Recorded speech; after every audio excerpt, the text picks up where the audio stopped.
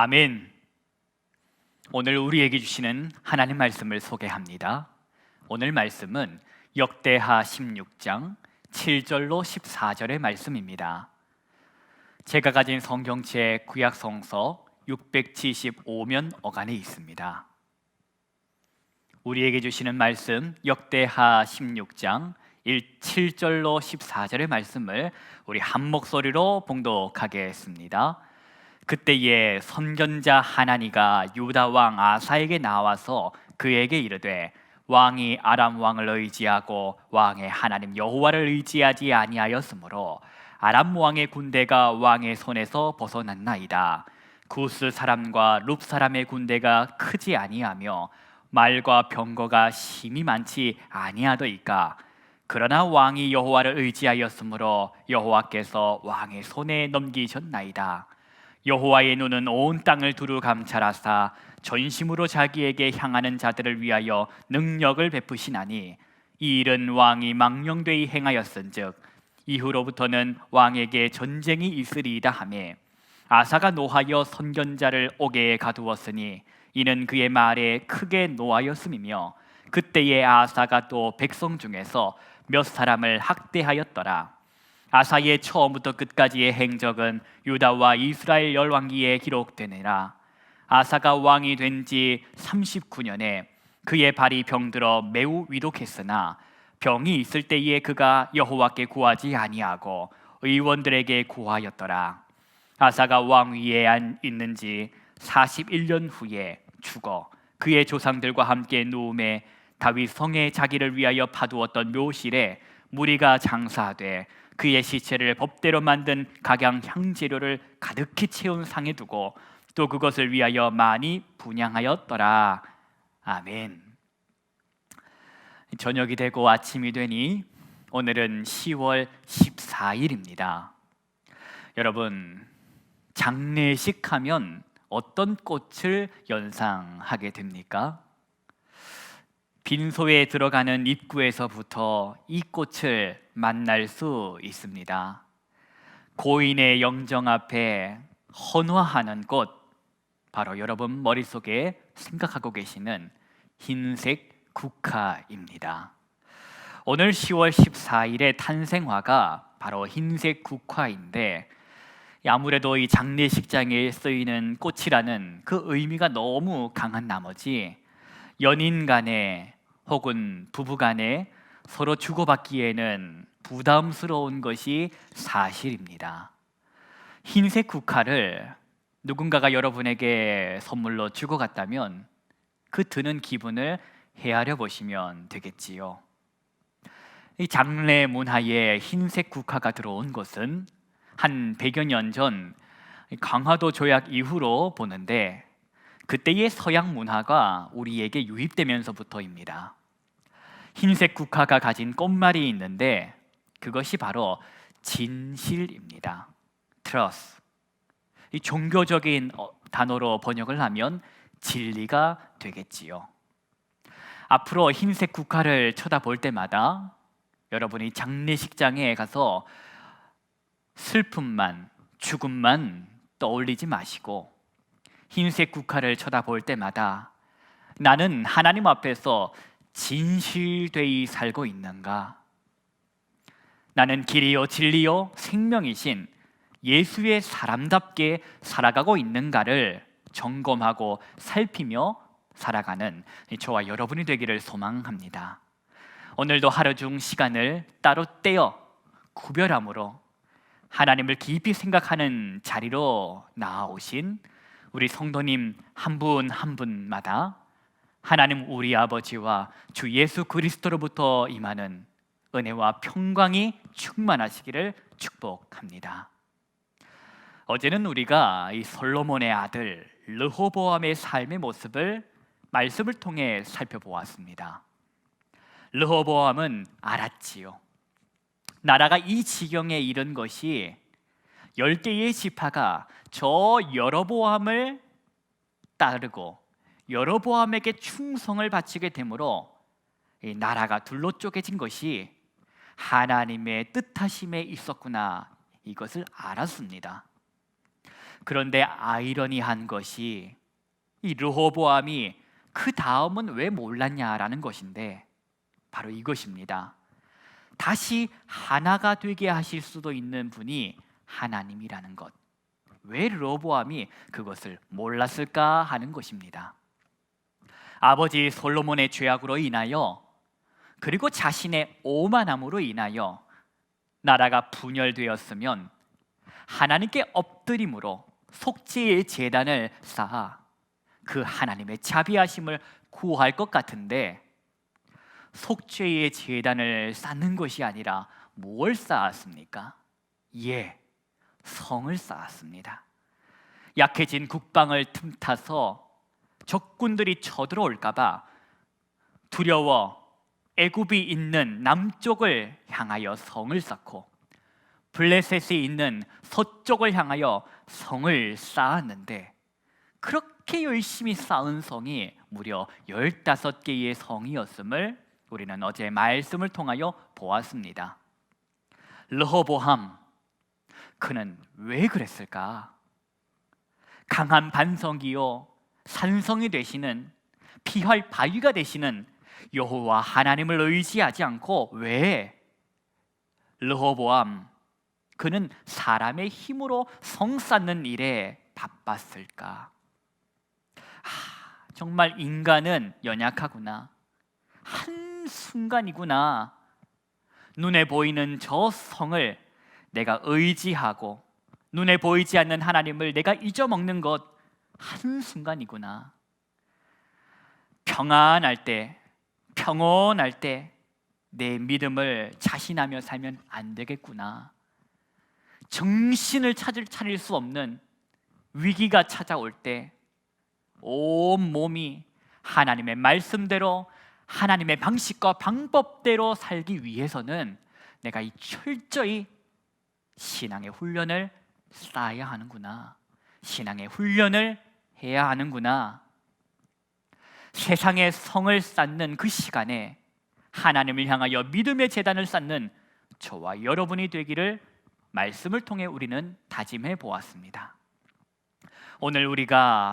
오늘 주시는 말씀을 통해 만나볼 사람이 있습니다.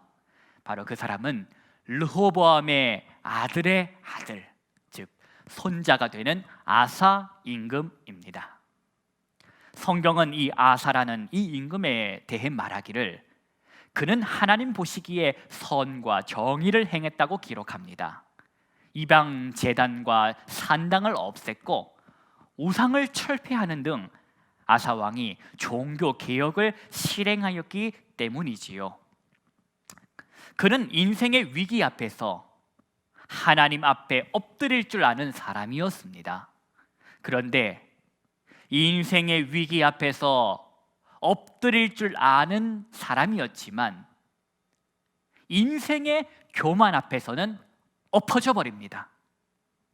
오늘은 그렇게 인생의 교만 앞에서 엎어져 버린 아사의 모습을 보게 됩니다. 본문 말씀 7절입니다. 우리 말씀 7절부터 10절까지 한 목소리로 봉독하겠습니다. 그때의 선견자 하나니가 유다 왕 아사에게 나와서 그에게 이르되 왕이 아람 왕을 의지하고 왕의 하나님 여호와를 의지하지 아니하였으므로 아람 왕의 군대가 왕의 손에서 벗어났나이다. 구스 사람과 룹 사람의 군대가 크지 아니하며 말과 병거가 심히 많지 아니하니까.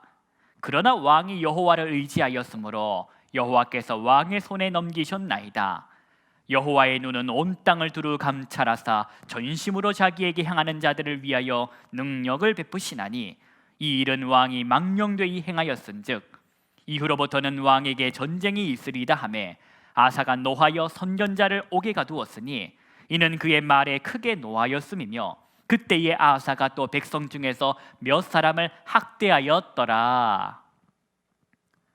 선견자 하나니가 임금 아사를 찾아왔습니다.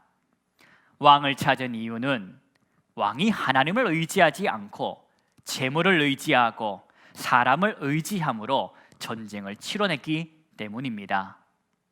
이 일을 책망하고자 선견자 하나니가 아사 왕을 찾았습니다. 왕이여, 인생의 위기, 국가적 위기 앞에서 하나님 앞에 엎드리시더니 하나님께서 그렇게 엎드린 왕의 나라를 구원해 주신 것을 왕은 잊으셨습니까? 어찌 재물을 의지하고 사람을 의지하여 싸우려 하십니까? 왕이 망령되이 행하였으므로 그 일이 잘못됐다고 지금 선견자 하나니가 아사 왕에게 찾아와 책망하고 있습니다. 그러자 이 소리를 듣던 아사 왕이 어떻게 반응합니까? 크게 노하였더라고. 당장의 선견자 하나니를 옥에 가두었다고. 그리고 그 일을 반대하는 백성들도 잡아서 학대했다고 성경이 기록하고 있습니다. 지금 이 아사 왕이 16장에 나오는 이 아사 왕이 14장 그리고 15장에 등장했던 아사 왕과 동일한 인물일까 싶을 정도입니다. 그 옛날 인생의 위기 앞에서는 엎드릴 줄 아는 아사 왕이었는데 인생의 교만 앞에서는 엎어져 버리고 마는 모습을 보여주고 있습니다.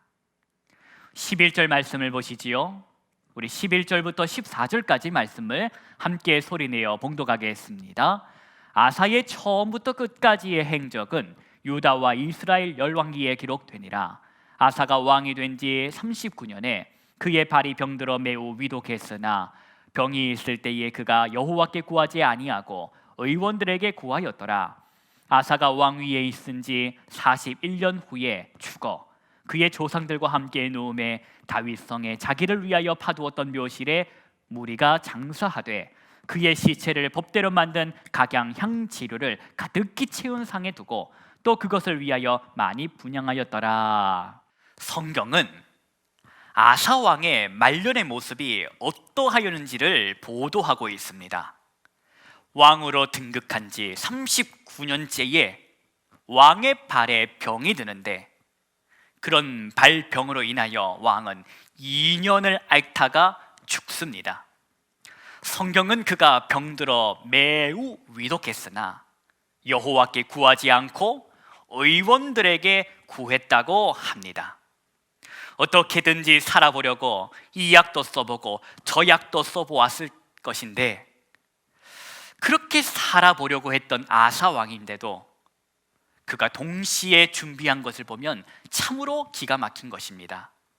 살아보려고 했던 아사 왕이 동시에 준비했던 것은 자기가 묻힐 무덤이었습니다. 죽을 준비를 했다라는 것이지요. 법대로 만든 각양 향재료를 가득히 채운 상을 준비할 만큼 죽을 준비를 열심히 했다라는 것이지요. 살아보려고 의원에게 매달렸던 아사 왕이었는데 그는 왜 여호와께 구하지 않았을까? 성경은 왜 그가 여호와께 구하지 않았다고 콕 집어서 고발하고 있을까? 오늘 우리에게 성경이 성령을 통해 주시는 영적 교훈을 들어야 될 것입니다. 지금 아사 왕의 마음을 주장하고 있는 것, 그것은 바로 하나님을 무시하는 마음의 태도입니다. 하나님 없이도 괜찮다라는 마음, 즉 그것은 우리에게 익숙한 단어인 교만이지요. 역대하 15장과 16장 사이에 무슨 일이 있었기에 오늘 이 아사 왕이 일이 됐을까? 결론은 15장과 16장 사이에 아무 일도 없었기 때문입니다. 역대하 15장과 16장 사이에는 약 15년의 시간이 틈이 있는데 그동안 태평성대를 누리고 살다 보니 하나님 없이도 살 수 있구나, 가진 재물 가지고 가진 인맥 가지고도 충분하구나, 이런 마음이 아사 왕에게 깃든 것 아니겠습니까? 사랑하는 성도님 여러분, 오늘 본문의 말씀을 통해 저와 여러분에게 하나님 앞에 겸손하게 엎드렸던 인생이 언제든지 교만함으로 엎어질 수 있음을 보여주고 계십니다. 겸손함으로 하나님 앞에 엎드린 인생도 언제든지 교만함으로 엎어질 수 있다는 것, 오늘 말씀을 통하여 주시는 교훈인 줄로 믿습니다. 하나님을 떠난 인생이, 하나님 떠난 인생이 살아가면서 기껏 준비하는 것은 자신이 누울 무덤과 무덤을 가득히 채웠다가 이내 곧 사라져버릴 향뿐임을 오늘 말씀을 통하여 보게 됩니다. 저와 여러분이 아사왕이 걸었던 그 길을 걸어서는 결코 안 될 것입니다. 아사왕이 교만으로 엎어진 것은 그의 인생에 아무 일 없음에 있었다면, 아무 일 없음에 있었다면 우리 인생에 일이 있을 때는 물론이거니와 아무 일 일어나지 않을 때도 정신 차려 교만에 싹이 틈타지 못하도록 깨어 있어야 될 것입니다. 사랑하는 성도님 여러분, 오늘 10월 14일 탄생화는 하얀색 국화, 흰색 국화라고 말씀드렸습니다.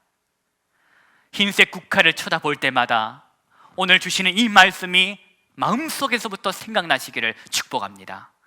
흰색 국화를 쳐다볼 때마다 말년에 교만으로 엎어진 아사왕이 그토록 살아보려고 했던 일은 결국 자신의 장래를 준비한 것 말고는 아무것도 없었음을 이 흰색 국화를 쳐다볼 때마다 주시는 영적 교훈이 생각나시기를 소망합니다.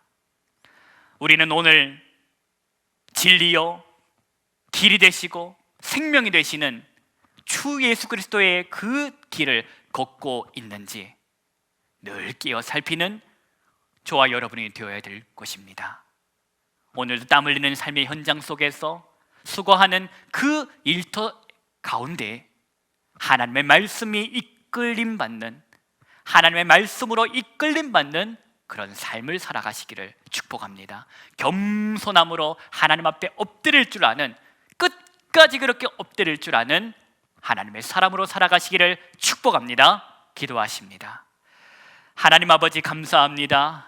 오늘 아사왕의 말씀을 통하여 하나님 앞에 겸손함으로 엎드린 인생이 언제든지 교만함으로 엎어질 수 있음을 보았습니다. 주님, 비옵는 것은 오늘 이 말씀을 통하여 우리 마음에 교만의 싹이 있는지를 돌아보게 하시고 그 싹이 있다면 뿌리 뽑아 늘 언제나 겸손함으로 주 앞에 엎드릴 줄 아는, 하나님 없이는 살아갈 수 없음을 인정하며 주님과 동행하는 하나님의 사람들이 되어지게 하여 주옵소서. 땀 흘리는 일터와 수고하는 현장에 복을 내려주시기를 비오며 우리 주 예수 그리스도의 이름으로 기도하옵나이다. 아멘.